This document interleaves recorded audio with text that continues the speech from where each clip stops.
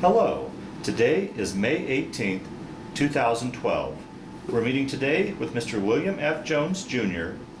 at his place in Loveland, Colorado. My name is Brad Hoops. I'm the interviewer for the Northern Colorado Veterans History Project. Welcome, Bill, and thanks for sitting down today to tell your story. Let's start out, if we could.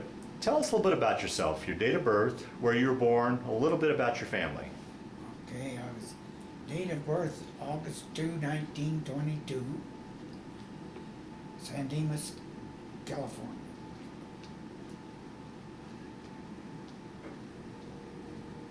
And any brothers or sisters? Yes, there were 6 boys and 2 girls in the family. And where'd you fit in the order of that? 4th from the bottom. Okay. And what'd your father do for a living? He survived the Depression with all of us people. And that's a question I'd like to ask too, is your memories and how your family was affected by the Depression. So we lived on a kind of a truck farm during the Depression days, and so with all of us kids, we had 40 acres of pears and peaches and apples, some cherries, and tomatoes. We had a little commercial cannery, home deal, and we had a lot of stuff, and we lived on that. Oh boy. We lived on the deer and the fish. And So it sounded like you had plenty to eat, but just not a lot of money, obviously. yeah, that's right. Yeah. There wasn't any money. Yeah. Oh boy. And so you grew up there, went through the school system there? Till I was 14. 14, okay. And then I left there and I went to, now this was in Oregon. Because my dad, through the Federal Land Bank, got this property, this farm. And we lived there, and then I left Rogue River, Oregon, went to Klamath Falls, Oregon, in 1934. So I finished school through there. And, Now, did you move or the whole family move when you were 14? well, the whole family moved. Okay. In the meantime, there was a divorce. Oh, okay. And, Okay. So my family from now on will probably just referred to as us boys and girls. And, so it made things kind of neat for everybody. Sure. We survived. Yeah. So you finished high school then up there? Yes. Okay. What year did you graduate from high school? 1941. 41, so the spring of 41. What did you do then after you got out of high school? I got a job with Southern Pacific Railroad of car checking. They call it clerk. It is car checking outside night or day, snow or ice. And the car checking had involved, I worked under the yard master, and he's the one that gave me my orders. Go out and open up a car and see if you can find these stoves or whatever that's been missing, or this car's unsealed, go seal it. Check the cars for the train. Makeup. Imagine a fairly dangerous job. Yes, it was. Yeah. Yeah. You're in between those switching yards, and it was in between cars, and here you are in there with your light checking the car numbers, recording all of this on your seat, and here comes a switch engine by, right on by you. Man, they scared the tar out of you. Wow. So how long did you work at that job then? I worked there, let's see, till I went into the Navy. And now, did you get drafted or did you enlist in the Navy? Well, I enlisted in the Navy because I got a notice of the draft, and so I beat it down to the Navy recruiting station. Now, of all the services, how'd you come to choose the Navy? Well, I lived around water, did a lot of fishing, and I admired the Navy. Okay, okay. And then how much sooner after you enlisted did you ship off then to boot camp, roughly? I'm just trying to think of.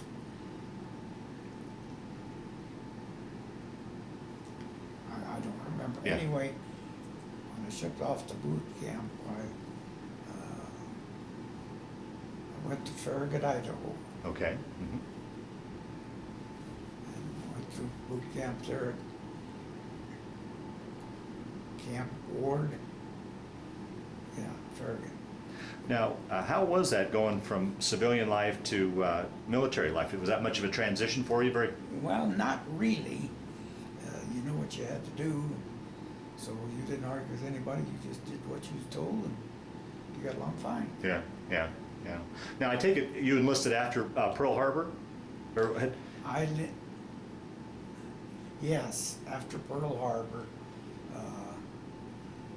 See, I enlisted. I was out of school in June, mm-hmm. and we're talking about September or October me enlisting. Oh, so you enlisted prior to Pearl Harbor then? Pearl was in December of 41. Well, I was 42. 42, I'm okay, sorry. okay, okay. All right. Yeah. So you go off to boot camp, you finish boot camp, where did the Navy take you from there then? They sent me to San Diego, it's a destroyer base down there to go through gunnery school. Now, was that by choice, or were you just assigned that? No, that was you, and you. Oh, okay. And so you're down in gunnery school at San Diego. What did you learn there? What was that all about? Well, nomenclature of the guns, different guns, how they work, how do you take them apart, put them back together even in the dark, and just knowing your guns. Yeah, okay. With the objective that eventually you'd be on one of the big guns on a destroyer, or? No, we was, let me go back here now. I was in the Navy Armed Guard Service. Oh, okay. Did you know what that was? Please, for those that watch, explain what that is. Well, we were gunners assigned by the Navy to protect merchant ships. Okay. And you would be actually, squadrons would actually be put on merchant ships? Yes. Okay, okay, okay. We had our own quarters, except we ate with the merchant. Time when they ate. Right, they okay. Okay. So that's what you were training for. So then after the gunnery school, then you were assigned to, went off to, Let me back up just a okay, bit. please do, yeah. There was a documentary on television, a well-known commentator, I can't remember his name, but he had an hour program on the Armed Guard unit. And he said that the Armed Guard unit was the most dangerous service of the war, that its casualty rate was 57%. Jeez. Those aren't great odds. Well, the Armed Guard motto was "Sighted sub, blub blub."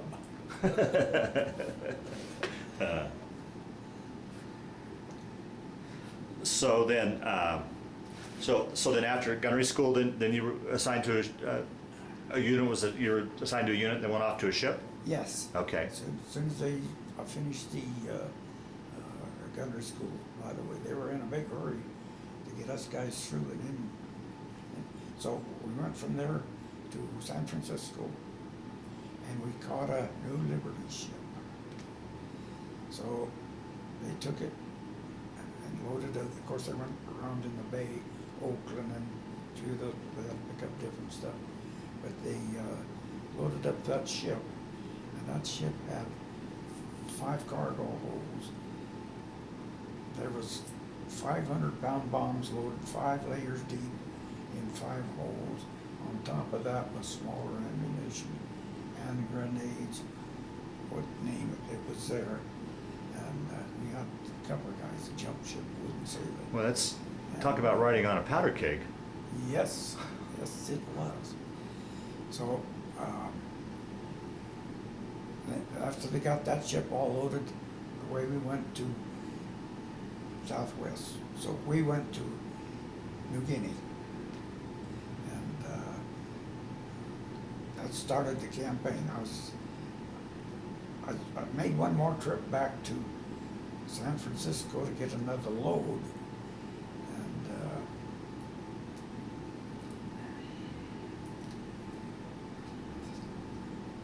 it's been a long time ago. That's fine. Yeah, no, fair enough. Understandable. Oh, and then the second trip coming out,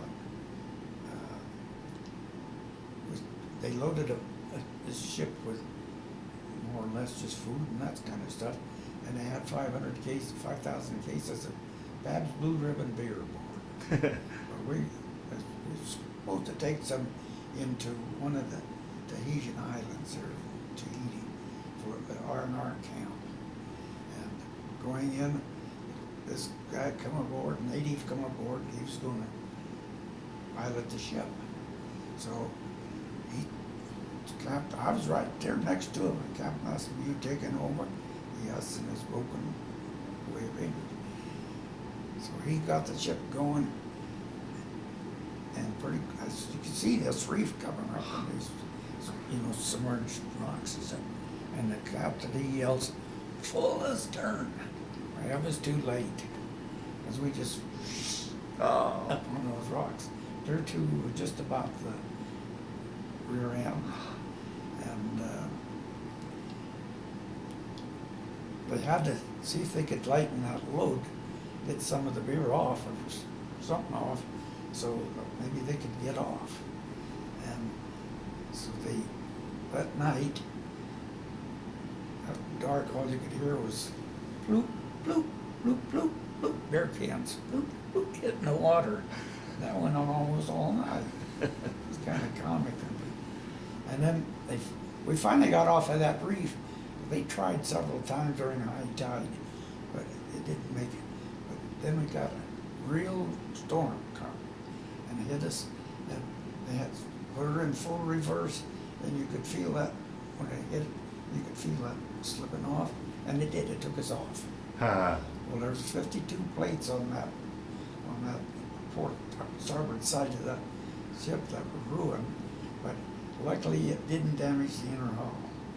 So then we took that load to Suva, Fiji, and they unloaded it because they didn't want to sail that ship anymore. So it went back to San Francisco. And they pulled me off. I've been in there about 18 months by this time. They pulled me off, and some of the other crew put us on a new refueling tanker. Oh, jeez. Talk about another powder keg. So we took that, and we went to the shakedown run was we took it to San Pedro, California, and they loaded it with gas and took it up to Portland, and we almost got stuck in the Columbia River. You'd feel it just in the mud behind you at times. And then when we got out of there, we went to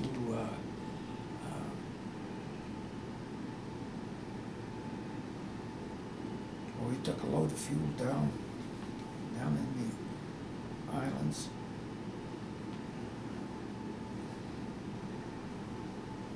Anyway,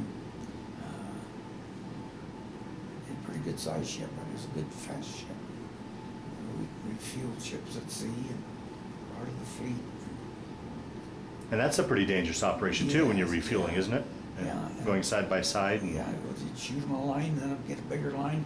Pretty soon it's all tied together, going down the middle of the ocean, side by side, feeding him.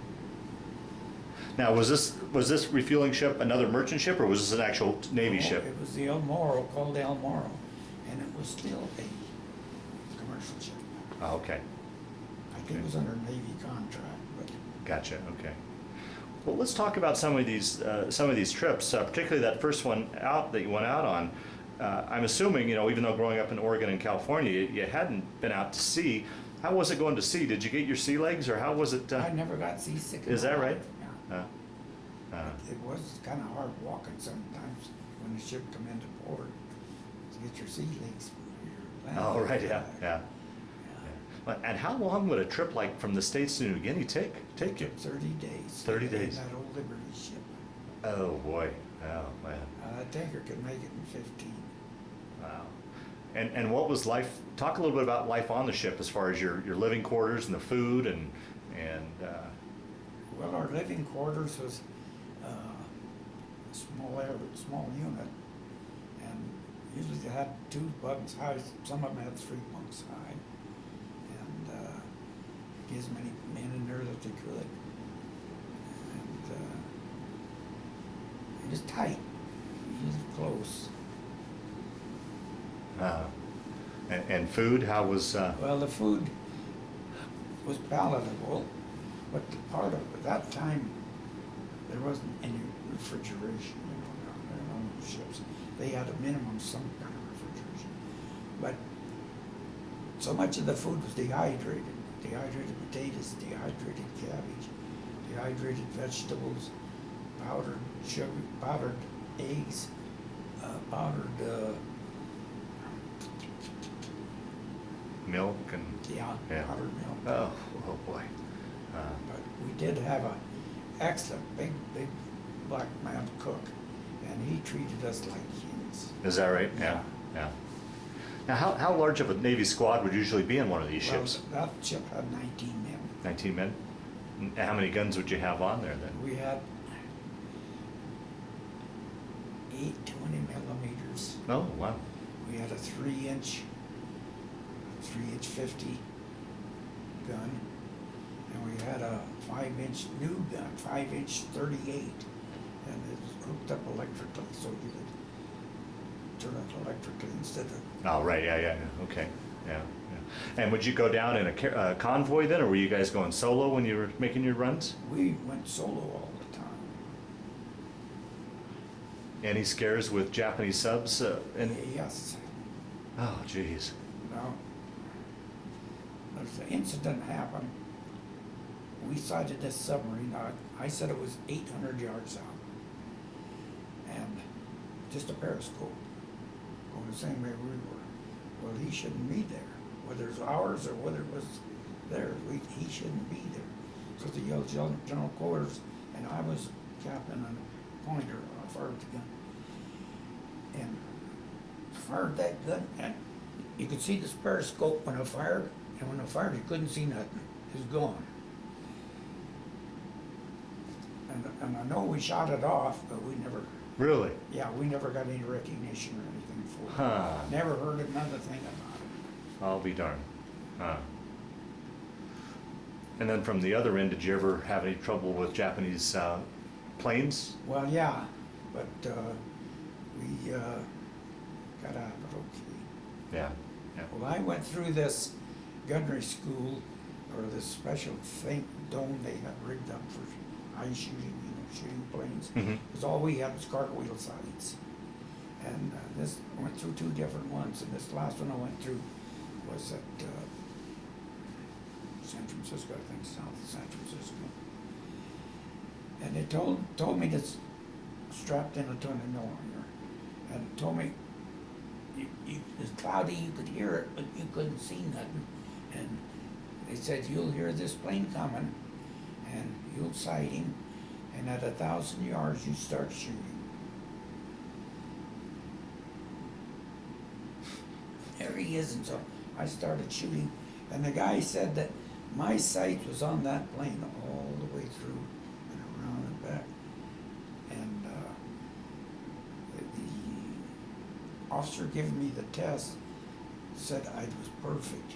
I was perfect. Wow. And he wanted to give me a 5.0 or 4.0, I mean. And the commander says, no, he says, there's nobody perfect. He says, give him a 3.5.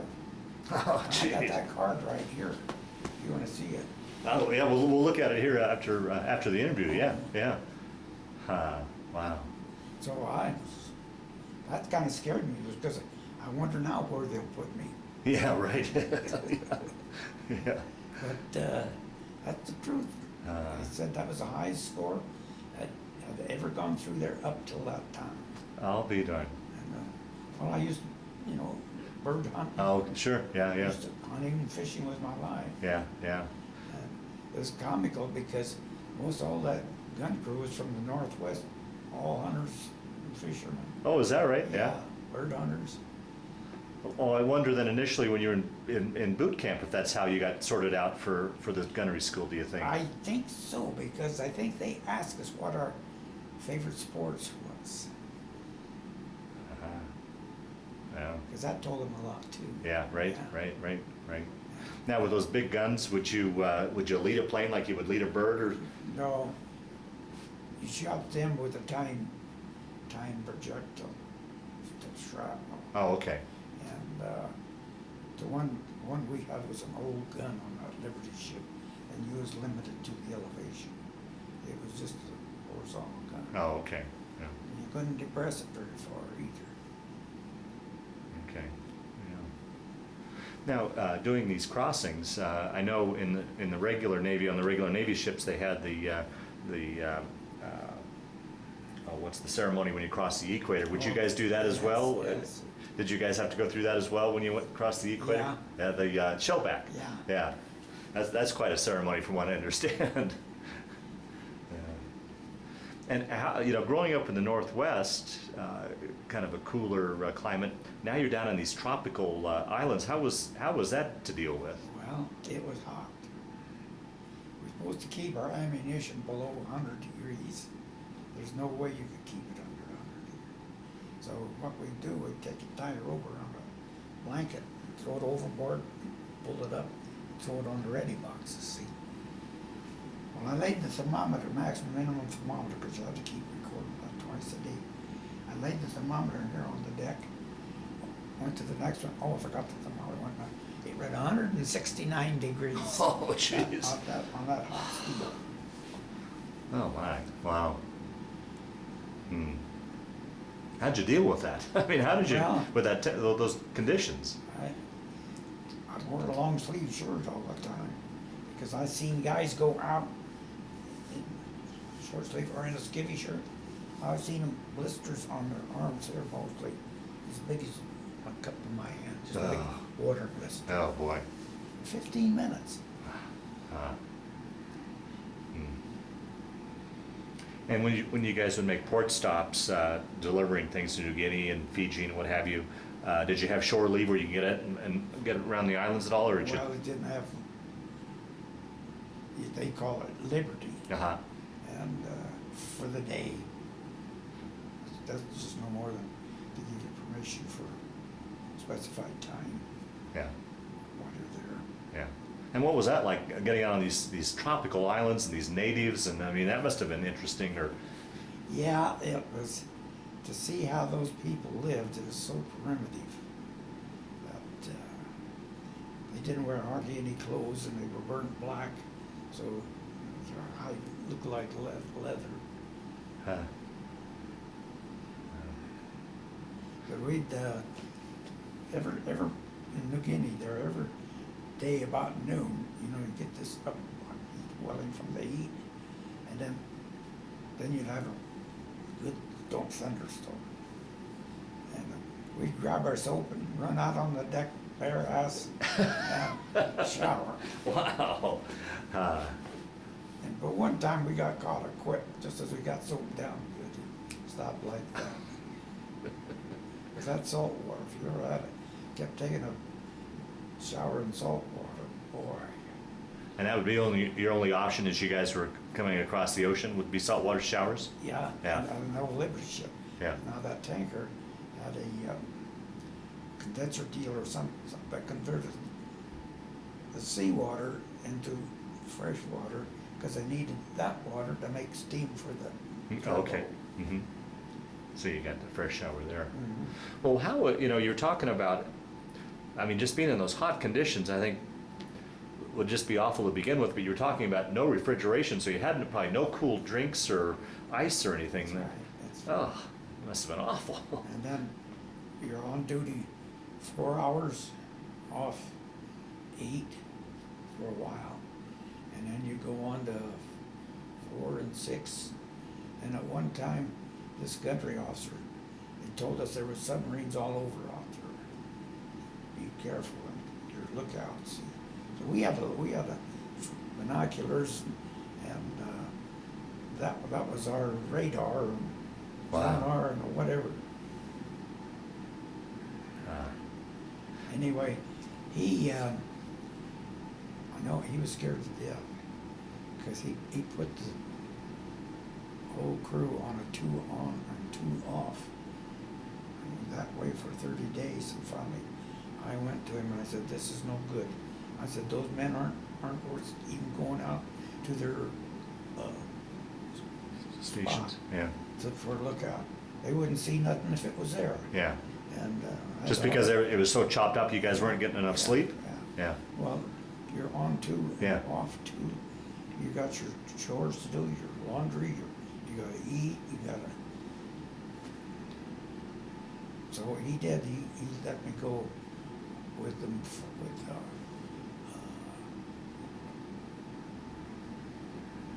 we started out 2 and 4, and then we worked out of it to when we got out of the restricted area of so many subs in that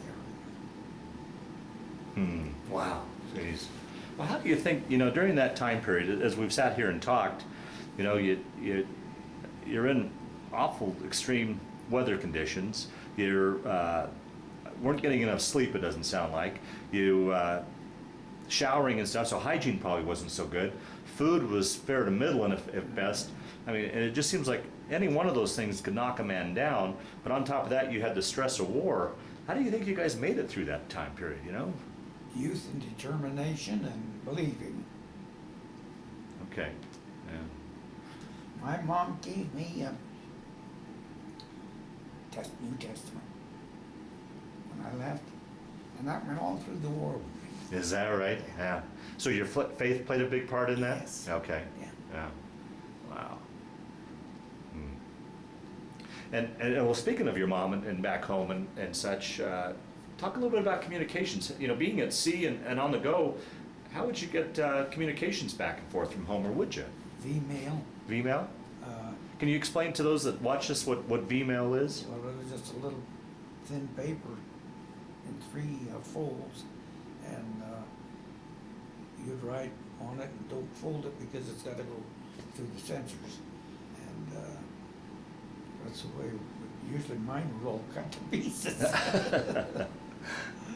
But back to my mom, I admire her. She had 5 boys in the service all at one time. Oh boy, can you only imagine what she had to go through those years, what was going through her mind? Oh my, wow. And well, being on the move and particularly long periods at sea, how would you get mail? Or would you got into port somewhere? Or? It's usually sent to a port where we were going, Oh, okay, and we would get it there. okay. Like one year, Christmas, I received a box of cookies from the Christmas before. Is that right? Wow. Boy, what as you think about today with computers and internet and cell phones, Yeah. when it's instant, and you're talking weeks and months and years between communications, it's The cell phone. yeah. I'll be darned. Kids can run, but the grown-ups can't. Yeah. And what about, everything else, communication to the outside world and news and baseball scores back home and how the war was going? How would you get your information, or would you? Okay, we had a radio. We had a radioman in the group and a signalman in the group. And he would get that information over the radio and he'd give it to us. Okay. All right.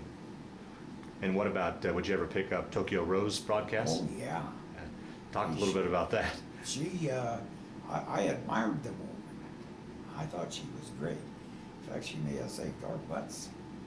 Because when we pulled down with that load of bombs in the New Guinea, she come on the radio and she said, called our ship's name, where we were docked, and she says, they'll be over tonight to get you. Well, they took us, pulled us out of that spot, and we went out to sea and drifted all night. They took another ship in there, they sunk it.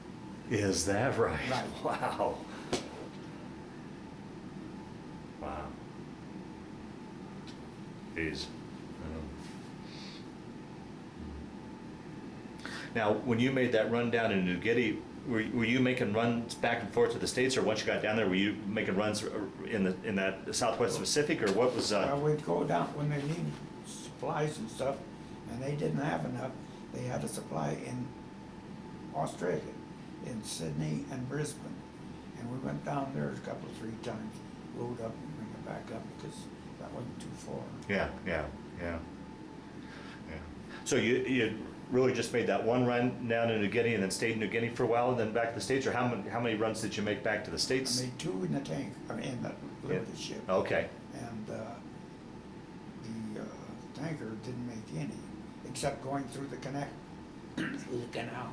Panama Canal. Yeah, I went through there, I think 6 times. Oh, talk a little bit about that. That must have been very Well, interesting. It was very interesting.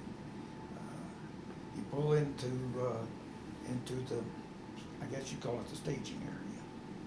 And when they were ready for you, they let you know, and you come in and they hooked you up with these, they call them donkeys, but it was engines on wheels, locked on wheels. And they'd start you going, they'd open the gate, you go in and they'd take them. See, they had that lake up in the middle. Mm-hmm. And so when they got the gates all closed, they just dumped the water in, the water would just come in. It's 4 feet a minute. And these almost 1,000 long tanks. Wow. Over 100 feet wide. Wow. And you just come up like that and open the gate, you go to the next one, they do the same thing.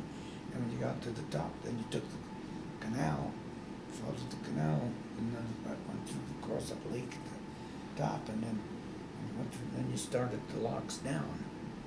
And there was one more lock on the Pacific side than there was one more lock on the eastern side than the Pacific side, because the Atlantic Ocean's higher than the Pacific Ocean.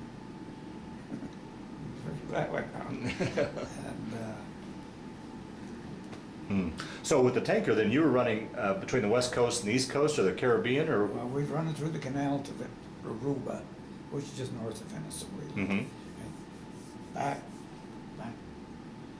to deliver fuel.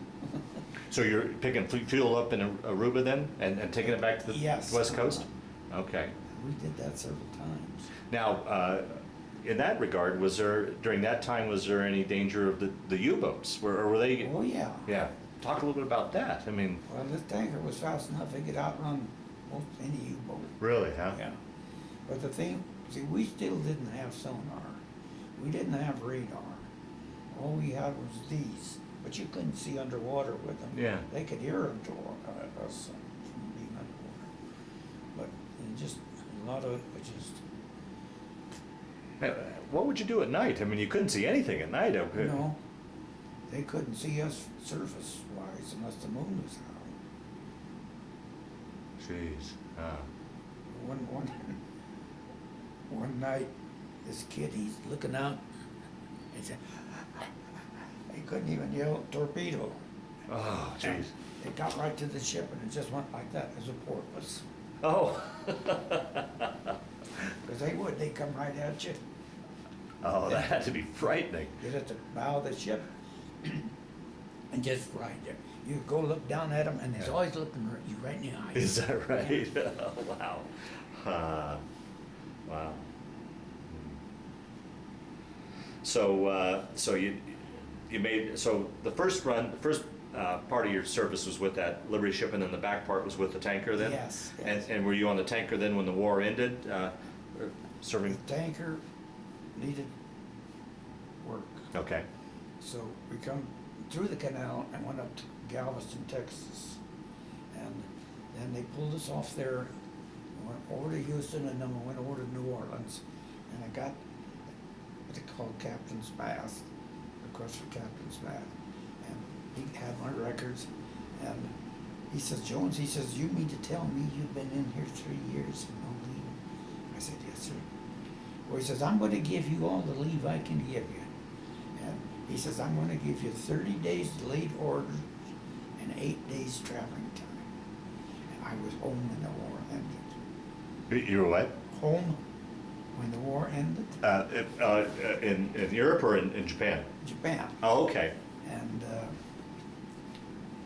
funny thing was this was in Camp Shoemaker, and they sent me there to wait till they get the point system set Mhm, up. mhm. Well, they got that set up, and I had enough some other people too, so they set me up to go home, and I forget if it was rail or bus, but anyway, I was walking into the San Francisco Greyhound Depot, and I looked, here's another guy coming in the door, my brother that had been in the Army Air Force. Wow. We walked in together and come home together. Is that right? Now, can you believe that? Wow. It was probably, I imagine it was probably hard to keep in touch with all your brothers, Yeah. except through your mother would probably Yeah. give you word. Yeah. Yeah. Did everyone make it back home okay? Yeah. Oh, wonderful. Yeah. Yeah. Wow. Oh, that must have been a great reunion running into him. Yeah. Yeah. Yeah. Yeah. Well, so we're getting out of the service, out of that part of the your story. Let's talk a little bit about your post-military life. Then, so you get home. Take your story then from once you're out of the service. Well, like one guy says, he says, boy, he says, it's over and we gotta go home. And I said, yeah, we gotta go home, start paying for it. All right. But when I got home, I just felt kind of like the dumbest guy in the market in the town. Why is that? I was out of communication with the general public for 3 years. Right. Okay. You'd be surprised what you'd miss. Yeah. Sure. I'll bet. Yeah. Yeah. Hmm. But I took off just a week and just did nothing, and went back to work at my old job. So you got back on with the railroad? Yeah, and I worked there a while.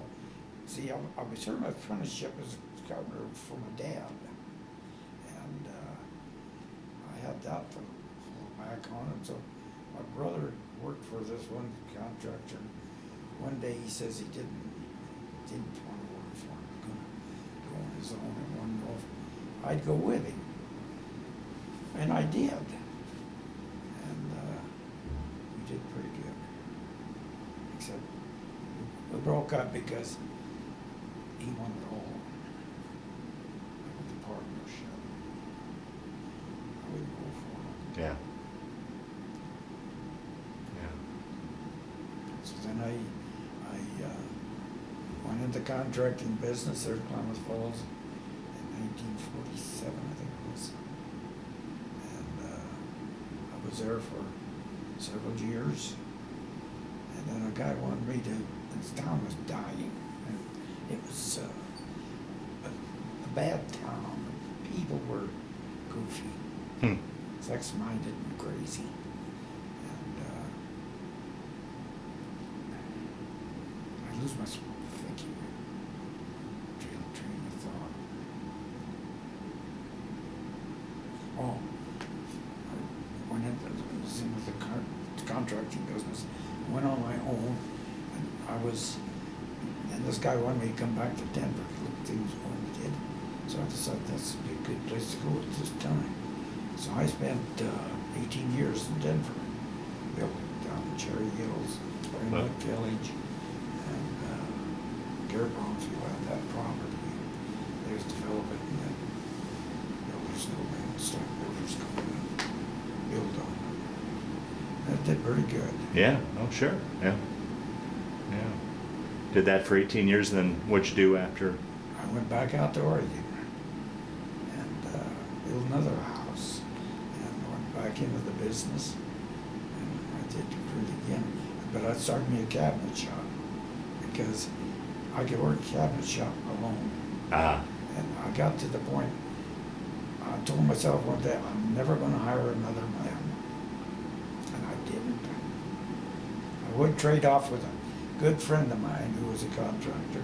If he needed help, I'd go help him. If I needed help, he'd come and help me. So everything just worked great. So that's what you went on to do, is have your own cabinet shop then? Yeah. So everything, all my stuff is still back there. Yeah, yeah, Then my wife had this severe stroke. yeah, yeah. And she went, I don't know what happened. She went goofy or something. Yeah, yeah, yeah. So, so then you're finished out your career as a cabinet maker then? Yeah. Yeah. How many years altogether were you in construction and cabinet making probably? Or cabinet making, 40 years. Is that right? Wow.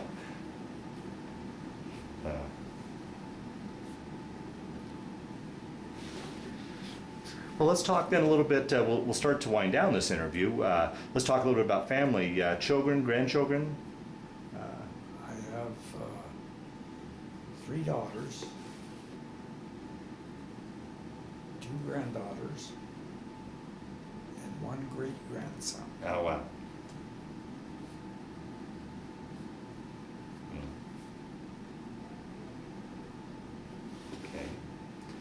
Okay. Through the years, did you ever keep in touch with any of the guys you served with, or go to any sort of reunions or anything like that? No, Yeah.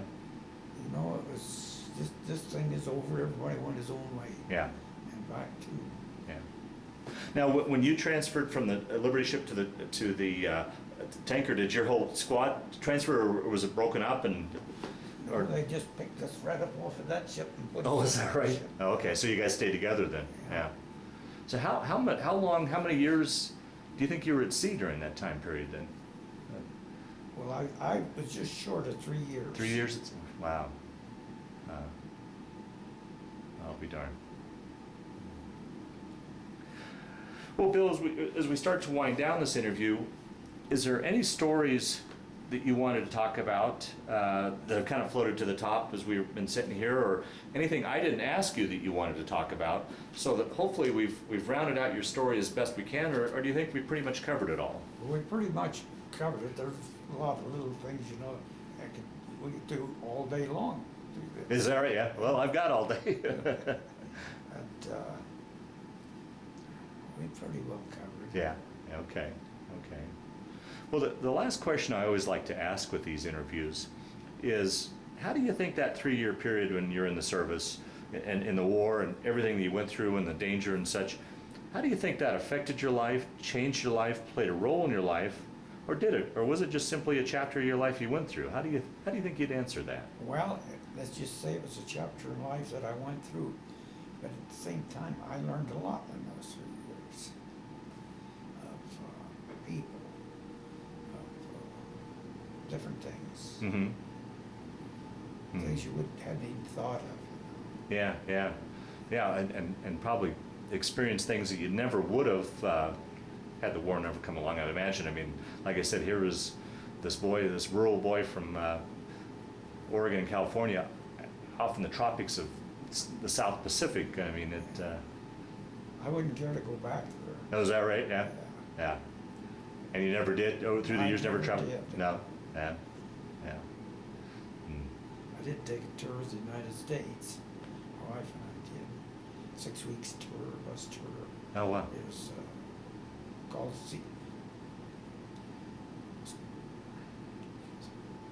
Senior Citizens Roaming Around the Map. It was a Scram. Scram was its name. And there were senior citizens roaming around the map. We went all over the United States. Oh, that sounds wonderful. It was. Yeah, It was a great trip. yeah. People ask me, what did you like best? What place you like best? My answer is Gettysburg. Oh, really? Yeah, Yeah. To see how those guys fought. yeah. And I think, boy, were they dumb. Just stand up and wait to be shot. Yeah, yeah.